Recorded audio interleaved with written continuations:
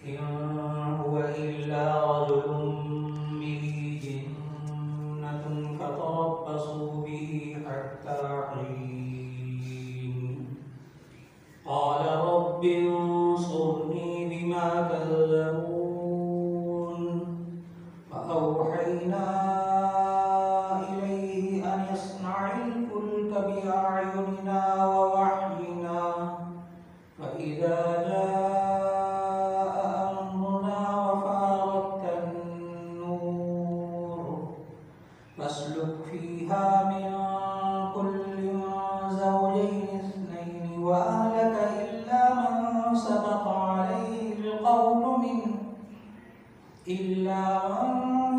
عليه القول منهم ولا تخاطبني في الذين ظلموا إنهم مغرقون صدق الله العظيم۔ اللہ رب العزت نے 18ویں پارے میں سورہ مومنون کی آیت نمبر 25 سے تلاوت کی توفیق عطا فرمائی۔ گزشتہ آیات میں اللہ رب العزت نے ارشاد فرمایا کہ ہم نے نوح علیہ السلام کو ان کی قوم کی طرف بھیجا، انہوں نے اپنی قوم کو صرف اللہ کی عبادت کرنے کی تلقین کی۔ وہ قوم جو کہ شرک میں مبتلا تھی ان کو عقیدہ توحید سکھایا، تو ان کے سرداروں نے ایک تو یہ بات کہی کہ یہ تمہاری طرح کا ایک انسان ہے، اگر اللہ چاہتا تو کوئی فرشتہ نازل کرتا، اور یہ تو ایسی باتیں کہتا ہے جو کہ ہمارے آبا و اجداد کی باتوں کے بالکل خلاف تھی۔ اب آج کی تلاوت کردہ آیات میں انہی سرداروں کی ایک اور بات حضرت نوح علیہ السلام کے بارے میں، جو اکثر پیغمبروں کے بارے میں ان کے نہ ماننے والے کہتے رہے کہ ان هو الا رجل به جنۃ، کہ یہ تو ایسا شخص ہے کہ جو جنون میں مبتلا ہے، پاگل پن میں مبتلا ہے، یہ تو عقل سے ہٹ کے باتیں کہتا ہے۔ آج تک ہمارے آبا و اجداد نے کبھی یہ نہیں کہا تھا، اب یہ ان سے ہٹ کر بات کرتا ہے، لہذا معلوم یہ ہوتا ہے کہ یہ پاگل پن میں مبتلا ہے۔ فَتَرَبَّصُوا بِهِ حَتَّى حِينٍ، بس تم انتظار کرو یہاں تک کہ وہ وقت آ جائے،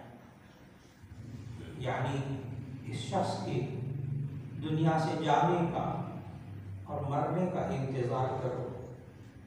یوں وہ سردار کہتے تھے۔ حضرت نوح علیہ السلام نے بہت کوشش کی اس قوم کو سدھارنے کی، لیکن جس قوم کا مزاج بن چکا ہو بات نہ ماننے کا، اپنے پیغمبر کی بات نہ ماننے، نبی کی بات نہ ماننا، وہ کبھی راہ راست پر نہیں آتی۔ اس پر حضرت نوح علیہ السلام نے اللہ تعالیٰ سے یہ دعا کی، قال رب انصرنی بما کذبون۔ نوح علیہ السلام نے کہا کہ میرے رب میری مدد کیجیے اس بات کی وجہ سے جو یہ مجھے جھٹلاتے ہیں۔ اس پر اللہ رب العزت نے نوح علیہ السلام کو حکم دیا، فَأَوْحَيْنَا إِلَيْهِ أَنِ اصْنَعِ الْفُلْكَ بِأَعْيُنِنَا وَوَحْيِنَا، تو ہم نے نوح علیہ السلام کی طرف یہ وحی بھیجی، أَنِ اصْنَعِ الْفُلْكَ، کہ وہ ایک کشتی بنائیں، بِأَعْيُنِنَا، ہماری آنکھوں کے سامنے، وَوَحْيِنَا، اور ہماری وحی کے مطابق۔ تو نوح علیہ السلام نے وہ کشتی بنانی شروع کی، اور جب وہ کشتی بنا رہے تھے تو دوسری آیات میں اللہ رب العزت نے سورہ ہود میں بڑی تفصیل سے بتایا، ظاہر ہے وہ خشکی کے اوپر کشتی بنا رہے تھے اور کہیں دائیں بائیں پانی نہیں تھا، تو لوگ مذاق اڑاتے تھے کہ دیکھو پانی تو ہے نہیں، یہ کشتی بنا رہا ہے۔ لیکن اللہ تعالیٰ نے یہ حکم دیا تھا کہ فَإِذَا جَاءَ أَمْرُنَا، جب ہمارا حکم آ جائے، یعنی سیلاب کا عذاب نازل ہونے کا حکم آ جائے، وفار تنور، اور تنور جو ہے وہ بھی جوش مارنے لگے، ان میں سے بھی پانی نکل آئے، فاسلک فیہا من کل زوجین اثنین، فاسلک فیہا، تو پھر اس کشتی کے اندر داخل کر لینا، من کل زوجین اثنین، ہر جانور میں سے ایک ایک جوڑا، ایک ایک نر اور ایک ایک مادہ اپنی کشتی میں سوار کر لینا، وَأَهْلَكَ، اور اپنے گھر والوں کو بھی، اہل خانہ کو بھی سوار کر لینا، إِلَّا مَنْ سَبَقَ عَلَيْهِ الْقَوْلُ مِنْهُمْ، مگر وہ لوگ کہ جن کے بارے میں اس سے پہلے بات ہو چکی، یعنی جو لوگ آپ کو ماننے والے نہیں ہیں ان کو وہ کشتی میں سوار نہیں کریں گے۔ اور ساتھ ہی یہ فرمایا وَلَا تُخَاطِبْنِي فِي الَّذِينَ ظَلَمُوا، اور ان لوگوں کے بارے میں مجھ سے بات مت کرنا، اللہ نے کہا وَلَا تُخَاطِبْنِي فِي الَّذِينَ ظَلَمُوا، ان لوگوں کے بارے میں میرے سے بات مت کرنا جنہوں نے ظلم کیا، یعنی شرک کیا، کیونکہ اللہ تعالیٰ نے قرآن مجید میں شرک کو ظلم قرار دیا، سورہ لقمان کے اندر ان الشرک لظلم عظیم، کہ بے شک شرک بہت بڑا ظلم ہے۔ تو یہاں قرآن مجید کا ترجمہ پڑھتے ہوئے یہ سوال ذہن میں آتا ہے کہ اس قوم نے آخر کیا ظلم کیا تھا، تو ظلم سے مراد یہاں شرک۔ وَلَا تُخَاطِبْنِي فِي الَّذِينَ ظَلَمُوا، ان لوگوں کے بارے میں میرے سے بات نہیں کرنی جنہوں نے ظلم کیا یعنی شرک کیا، إِنَّهُمْ مُغْرَقُونَ، بے شک وہ غرق کیے جانے والوں میں سے ہوں گے۔ یہاں پہنچ کر درمیان میں باتیں سورہ ہود کے اندر موجود ہیں، تفصیلات کہ کس طرح حضرت نوح علیہ السلام نے اپنی کشتی میں جوڑوں کو سوار کر لیا، اپنے خاندان کے لوگوں کو سوار کر لیا، لیکن ان کا ایک بیٹا مشرک تھا، نوح علیہ السلام کا بیٹا شرک میں مبتلا تھا۔ نوح علیہ السلام نے اس کو پکارا کہ پیارے بیٹے آ کر کشتی میں سوار ہو جاؤ۔ سورہ ہود کے اندر بڑی وضاحت کے ساتھ موجود ہے کہ جب حضرت نوح علیہ السلام نے اپنے بیٹے سے کہا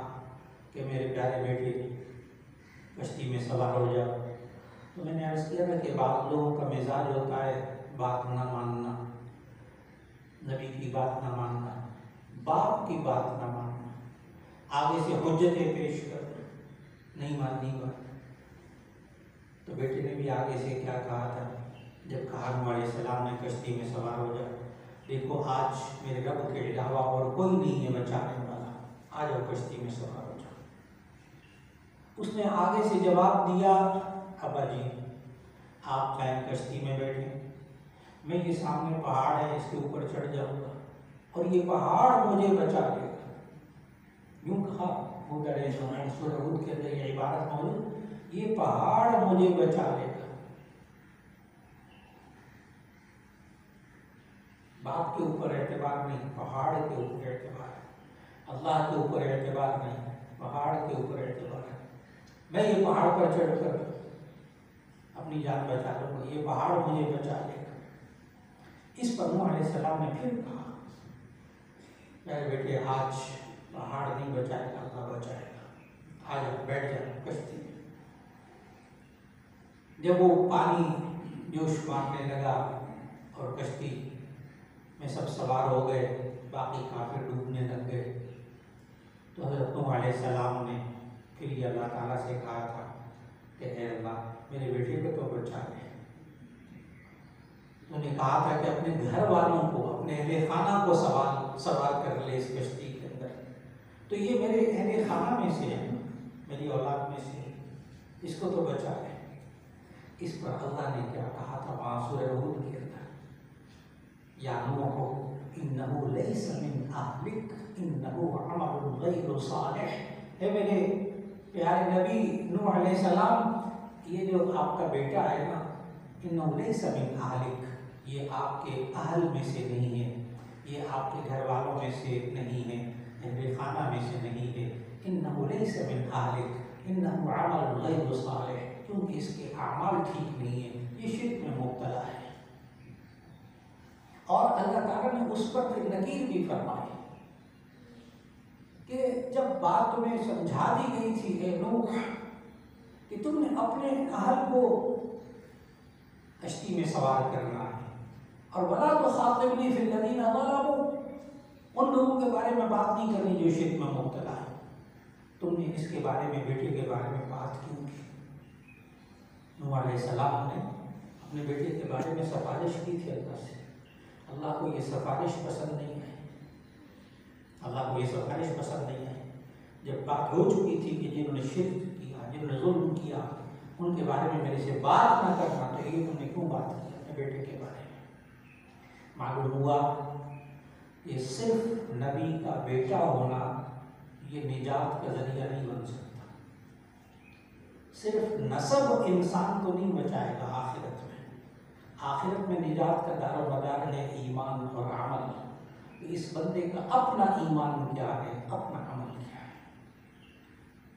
اگر باپ نبی بھی ہوگا تو ایسی صورت میں صرف اس بنیاد پر نجات ممکن نہیں ہے۔ ایک تو یہ اصول اللہ تعالیٰ نے ہمیں سمجھایا ہے اس واقعے سے، اور پھر اس کے بعد آگے کے حالات اگلی آیات میں بتائے کہ کس طرح وہ کشتی پھر اللہ تعالیٰ نے جودی پہاڑ پر ٹھہرائی اور کس طرح ان کو بچایا، وہ اگلی آیات میں آ رہا ہے انشاءاللہ۔ الحمدللہ رب العالمین، اللہم صلی علی سیدنا و مولانا محمد وعلی آل سیدنا